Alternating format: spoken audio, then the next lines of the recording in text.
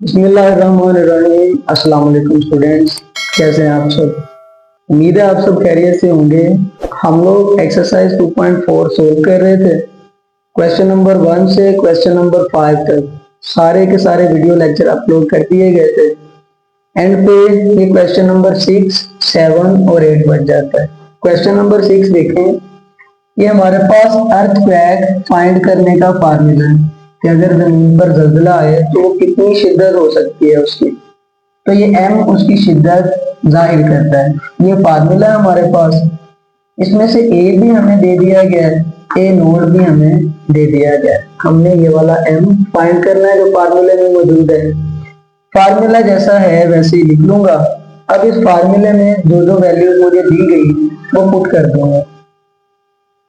m मैंने find करना है, ऐसे ही रहेगा log बेस 10। a की वैल्यू मेरे पास है 10,000, डिवाइड कर दूंगा a नोड पे, वो हमारे पास है 10। ये एक जीरो से कट जाएगा। m log बेस 10, 1000 को हम लोग 10 क्यूब बोल सकते हैं। आगे चलते हैं। m is equal two cube power है ना, तो 10 की पावर 3। लॉग में अगर पावर आए तो पावर तो लॉग के शुरू में लिख लेते हैं। 3 पावर थी वो लॉग के शुरू में आ गई। बेस 10 वैसे का वैसे ही, और उसके ऊपर वाली रकम वैसे ही आ जाएगी। m हमने फाइंड करना है। अगर नीचे वाली बेस और ऊपर वाली रकम सेम हो तो उसका आंसर 1 होता है। वो पुट कर देंगे तो 3 1 3। तो शिद्दत कितनी होगी इस जल्जले की? 3 जो है वो इसका मैग्नीट्यूड होगा। क्वेश्चन नंबर 7 देखिए। इन्वेस्टमेंट हमें दी गई है 1 लाख रुपया। उस पर इंटरेस्ट रेट कितना पड़ेगा? 5% हर साल। Total value after T year, जब यानी कि जो दिया हुआ वक्त है वो गुजर जाएगा तो वैल्यू बन जाएगी y। इक्वेशन हमें ये दी गई है और इसमें बोला जाए कि अगर हमारे पास इन्वेस्टमेंट डबल हो जाए, हम इस y को इन्वेस्टमेंट काउंट करें तो ये डबल मतलब y थी तो 2y हो जाए, और फार्मूला हमारे पास यही रहेगा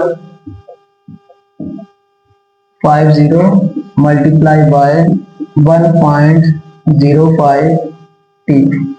y हमारी इन्वेस्टमेंट, मैं इसको 1 लाख पढ़ूंगा।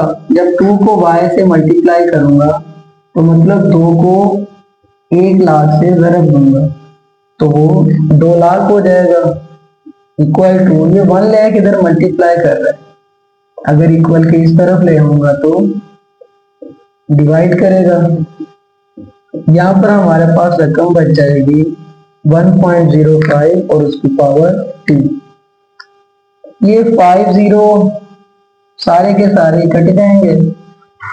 2/1 जिसको हम 2 लिखेंगे तो इस तरफ बच जाएगा 1.05 होल पावर t। हम लोग लॉग वाला क्वेश्चन फाइंड कर रहे हैं, लॉग इसमें नहीं है। हम हेडिंग देंगे इसको log on both sides. Taking log लिखे हैं वो ज्यादा बेहतर है, मैं शॉर्ट में आपको बता रहा हूँ। तो 2 के साथ भी लॉग आ जाएगा और इस वाली रकम के साथ भी लॉग आ जाएगा। आगे चलते हैं। कैलकुलेटर आप लोग अपने हाथ में रखें। log 2 का आंसर हम लोगों ने निकालना है। इसका आंसर मैं निकाल के लिखता हूँ जब तक दूसरी तरफ वाली साइड सोल्व कर लूँ। दूसरी तरफ था log और t पावर थी ना, तो मैं पावर को ले आऊंगा log के शुरू में। आगे वाली रकम वैसी की वैसी log 1.05।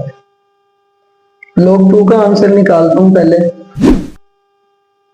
log 2 हमने कैलकुलेटर से फाइंड किया 0.3010 आया। मैंने दोनों कैलकुलेशन जो log वाली थी वो कर ली। log 1.05 कैलकुलेटर से हासिल करेंगे तो 0.0211 आएगा। हमें t चाहिए ना, t को इक्वल की एक साइड पे वैसे ही रखेंगे 0.3010।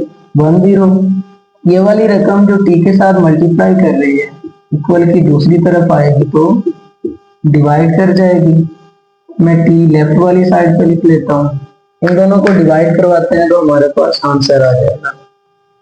आंसर आ जाएगा 14.26। तो टाइम हमारे पास कितना बन जाएगा 14.26। का आंसर दिया हुआ है 14.2 ईयर्स। तो हम लोग डेसिमल के बाद एक डिजिट ही लिखेंगे और ये हमारा आंसर होगा। क्वेश्चन नंबर 8, इस एक्सरसाइज का लास्ट क्वेश्चन सोल्व करते हैं। टेम्परेचर का फार्मूला हमें दिया गया है और उसमें से इनिशियल टेम्परेचर भी दे दिया गया है और हाइट भी दे दी गई है। फार्मूले में वैल्यू पुट करते हैं। ये टी हमने फाइंड करना है, बाकी चीजें वैसी जो है वो फार्मूले में लिख दी जाएंगी, अगले स्टेप में वैल्यू पुट कर देंगे। 0.97 h divided by 100। T find करना है, ऐसे ही रहेगा। टी आई हमारे पास 20 है, मल्टीप्लाई बाय 0.97, h हमारे पास है 500। गिवन है, ऊपर लिखा भी हुआ है, इसको डिवाइड कर रहे हैं 100। ये 20 अगर कैंसिल हो जाए तो हमारे पास बाकी क्या बचा 20 मल्टीप्लाई बाय 0.97 और उसके ऊपर पावर बच जाएगी 5। वैसे तो यहाँ पर log लेना चाहिए, लेकिन log के बगैर भी हम लोग इसको सोल्व कर सकते हैं। ये मेथड देख लें पहले। 0.97 उसके ऊपर पावर है 5, उसको फाइंड करें। 0.97 और उसकी पावर क्या है 5।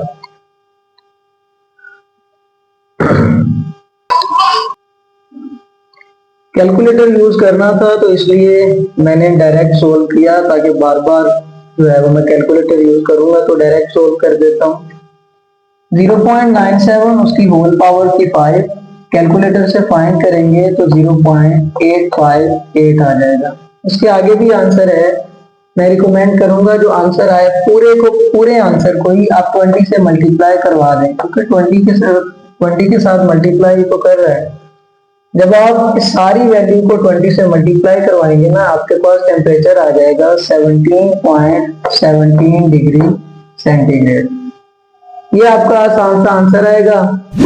इसका एक दूसरा मेथड भी है जिसमें लोग हमें लेना पड़ता है, लेकिन वो काफी डिफिकल्ट प्रोसीजर हो जाएगा। वैसे तो इतना भी नहीं, सारे क्वेश्चन हम पीछे करके आ चुके हैं, लेकिन जब आसानी से सवाल का आंसर आ रहा है तो आपको कॉम्प्लेक्स तरीके से सोल्व करने की जरूरत नहीं है। हमारी एक्सरसाइज नंबर 2.4 कंप्लीट हो चुकी है। अगर इसमें कोई सवाल हो हमें कमेंट करें, इंशाल्लाह हम लाजमी उसका सोल्यूशन अपलोड करेंगे। बहुत शुक्रिया जी, अल्लाह हाफिज़।